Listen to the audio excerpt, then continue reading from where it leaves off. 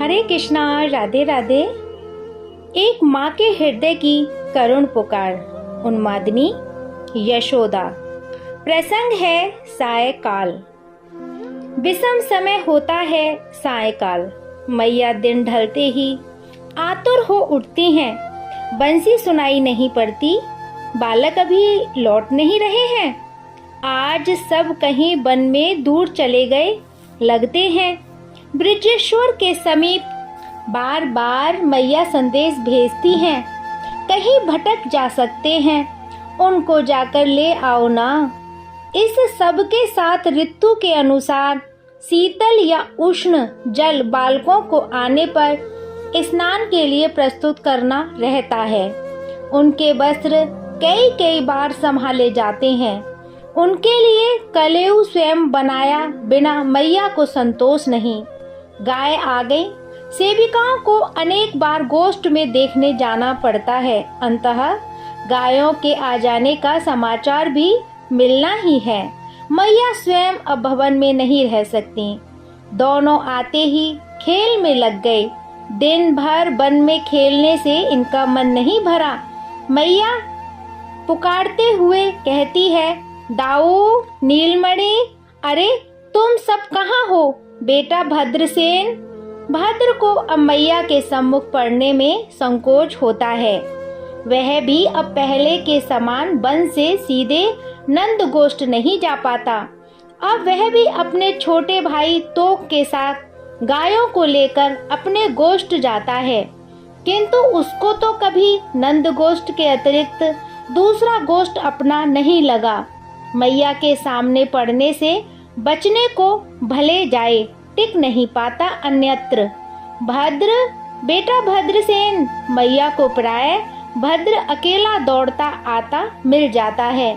वह आता है और मैया के अंक से रोते रोते लिपट जाता है। क्या हुआ? तू रोता क्यों है? मैया ने कहा, किसी बालक को कभी पराया माना? यह भद्र तो शैशव से श्याम के साथ उनका स्तन पान करता है। मैया भद्र में व्यस्त हो जाती हैं। तुझे किसी ने कुछ कहा है क्या? कान्हा ने खिजाया है क्या तुझे? दाऊ ने साथ नहीं खेलने दिया? हुआ क्या है तुझे? दोनों कहाँ हैं? मैया ढेर सारे प्रश्न पूछ डालती है। भद्र क्या कहे, कैसे कहे? वह स्वयं नहीं समझ पाता कि दाऊ और कान्हा कहाँ हैं। वे साथ नहीं थे ऐसा उसे लगता नहीं, और साथ नहीं आए यहाँ ये स्पष्ट है। भद्र को रुदन के अतिरिक्त कुछ नहीं सूझता है। तेरी मैया ने कुछ कहा? बाबा ने तुझे डांटा है? मैया भद्र का मुख आंचल से पोंछने लगी हैं। तू क्यों अतुला के पास जाता है? चल हाथ मुंह धो, कुछ खा ले। मैया को कन्हैया दो क्षण को भूल गया है। यह भद्र रो रहा है। इस समय इसको चुप कराना है, इसे कुछ खिलाना है। मैया भवन में जाते ही भूल जाएगी। गायों की हुंकृति सुनाई पड़ने लगी है। भद्र कदाचित ही कुछ खा सकता है। वह आंसू पहुंचकर दोहनी मांगेगा। भद्र को ही नहीं, मैया को भी लगता है कि उसके राम श्याम गोष्ठ में आ गए होंगे। गाय पुकारे और गोपाल ना आ जाए, ऐसा नहीं होता। कन्हैया कहीं भी खेल में लगा हो, गायों के पुकारने पर अवश्य दौड़ आता है। अब गोदोहन के समय तो सब बालक अपने गोष्ठों में चले जाएंगे। दाऊ की, कन्हैया की दोहनी भी मैं ले जाऊंगा, भद्र आग्रह करेगा। भद्र की माँ मैया यशोदा की छोटी देवरानी है। तू चल, मैं दोहनिया भेज रही हूँ। मैया भद्र को दोहनिया नहीं देना चाहती। बालक है, कहीं भी गिरा देगा। किंतु भद्र मानेगा तभी तो। अतः दोहनिया उसे देनी ही पड़ेगी।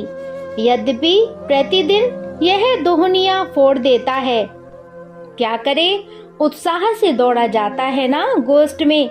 बोलता है, दादा कन्नू, मैं तुम दोनों की भी दोहनिया ले आया हूँ।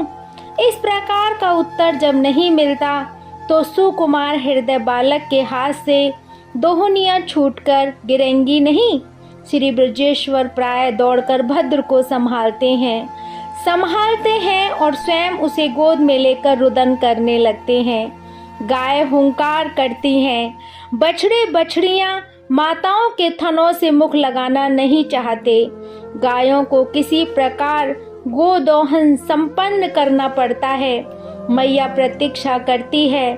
प्रतीक्षा करती व्याकुलता होती है।